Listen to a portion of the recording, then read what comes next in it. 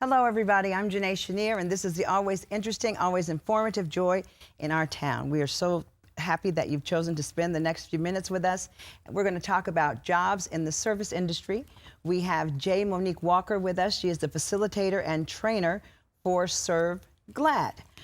Thank you for being with us. Welcome to our broadcast. I love the name of your organization, ServeGlad. Thank you so much. It sounds like you're encouraging folks to serve with a good attitude and be glad about it. Just be happy. Just be happy. That's why I love the name of your show. Joy in Our Town. That's what better place for awesome. glad to show up? It is. You can't be. It absolutely If you've is. got joy, then you're glad. Yes. Now, jobs in the service industry. Let's define that. Let's define what the service industry is. The service industry is very vast and it's very diverse. So you can start with hotel industry. Typically when people think of service industry jobs, they think of hotels, they think of restaurants, they think of places where people have to go and get repairs, care industry, hospitals, all of these kinds of places. And these are where a lot of the top jobs are needed and a lot of the industry where industry is not changing very much. Restaurants will always be around, hotels will always be around, travel will always be around. So the need for people like this that know how to or have the skills to serve in these areas, these are jobs that are always going to be with us. Why is it necessary, in all honesty, that we have a good attitude? Why is it that we can't just do our jobs that involve service with just not a bad attitude, but just kind of like, you know, well, here you go. Tell us what the difference and tell us how important it is and why. Well, one of the reasons it's very important is because you're not the only person doing that job or providing that service. So a customer doesn't have to choose just you. If you noticed, our populations in all cities and everywhere you go is getting bigger.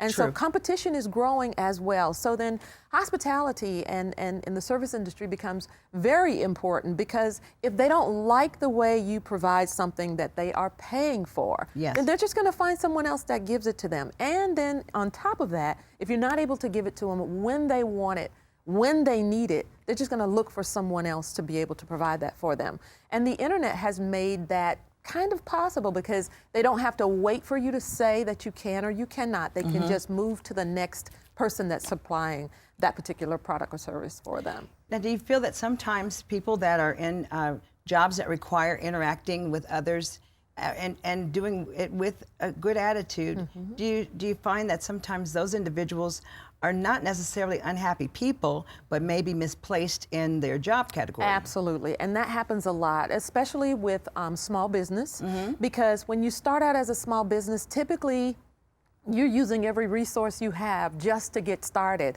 And so then family kicks in, your best friends kick in, and everybody just wants to help to see that vision come to life. But if you're the accountant, but today you have to, be on the sales floor to provide, show people how to, maybe try on a dress or present them with scarves and different things. Then the personality of what you were really born to do is going to come out on that sales floor. And when you're analytical and you're thinking numbers, you're thinking, okay, well, why are you trying on 5 dresses instead of just 1 dress? And so then that ends up not being the person to be on the sales floor interacting with customers. Now, you probably will never go broke and you will never go out of business, because that person can provide you with the #1 service for accounting, but it's just not the person that should be on the sales floor. So that is very important. Now, do you feel that, or do you find that sometimes a person is in the right job description, that they are in a job that requires having a good attitude, but possibly they're discouraged because when you're serving, I don't know, you're the expert, tell us, can you easily be discouraged if you're not acknowledged? You can be. And one of the things to overcome that, because we see that a lot, we see a lot of, especially even in the service industry, you see a lot of turnover with employees. And sometimes it's the person themselves really finding out that this is not what they want to do. But you don't have to wait to get into that position to find that. The first time that I started serving or training in this, because what I do is a service industry also, is I discovered that the shopping center industry, retailers, and the hotel industry, they're very quick to do personality tests to find out where you work best, rather than putting you in the position because you look like you can do the job or you say you can do the job. They put you through a series of tests to help you to help you better find out who you are, and then they nurture that, so that you become absolutely all that they can, all that you can be in that position. So that way they're helping you to do what you do best, because their ultimate goal is for you to be able to provide a good quality service for the customer that they know needs what they have. And they don't want anything to hinder that. So the personality test helps with them helping to find themselves, and then also for the employer to know more about who you are. Now, when you are the employer and you know that you have a discouraged employee or employees that are in service-oriented jobs, how do you recommend that that you encourage them? Because it isn't necessary that they move; they just need, some encouragement. How do you go about doing that?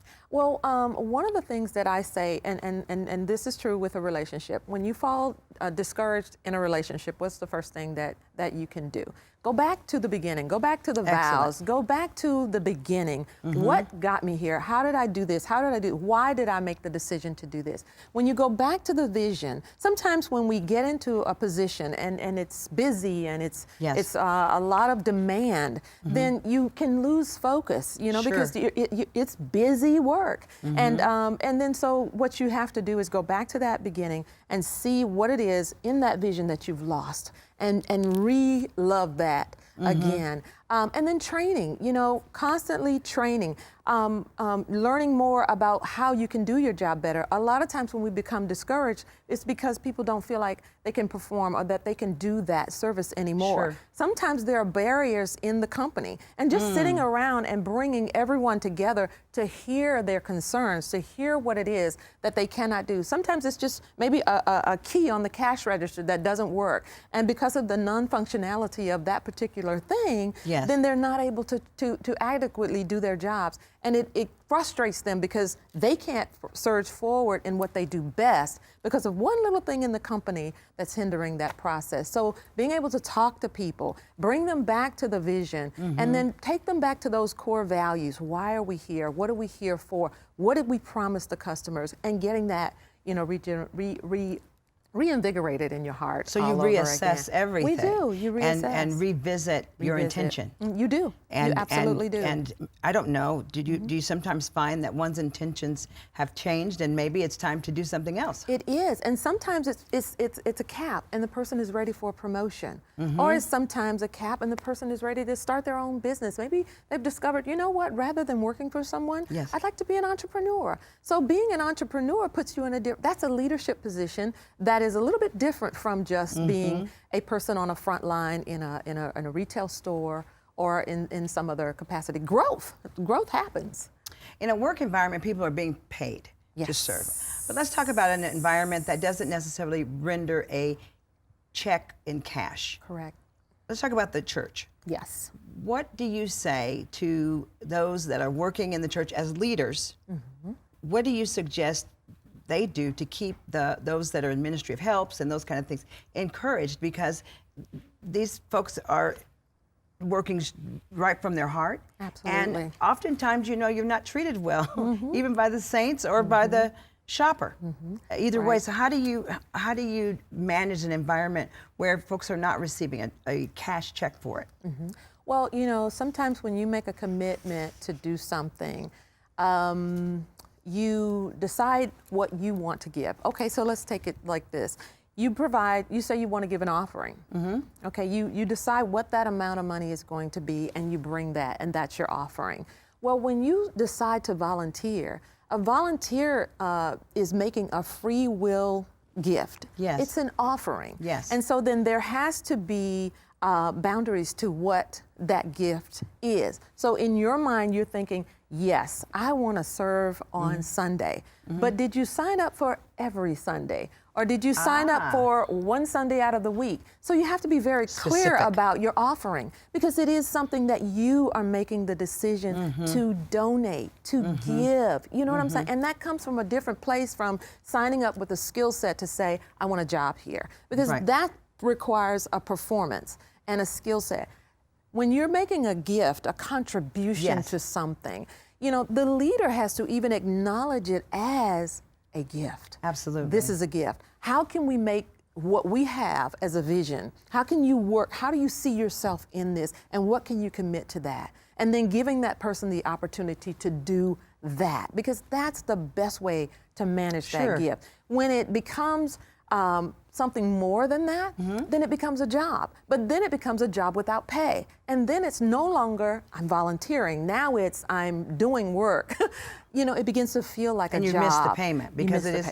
And you almost miss the opportunity to receive anything from the gift because that there you is just a payment. made. It may not be a tangible dollars and cents payment, but and certainly. that's the thing about intangibles and tangibles. You know, providing a service that doesn't have a tangible attached to it is very easy to forget. Yes. You know, even though the greatest value could be to someone coming in and sweeping a studio or cleaning the carpet, but when the host or the person that's a part of that big vision comes in, they don't remember that these are things that were done and that a lot of effort and a lot of time and somebody's sacrifice was made to do that. That's and so we say reward, remember, you know, pat these people on the back. That's it. And keep them engaged. Just take a minute and tell us how ServeGlad factors into everything that you just shared with us. Okay. And then I'm going to give your information to our viewers, and we'll have an understanding of.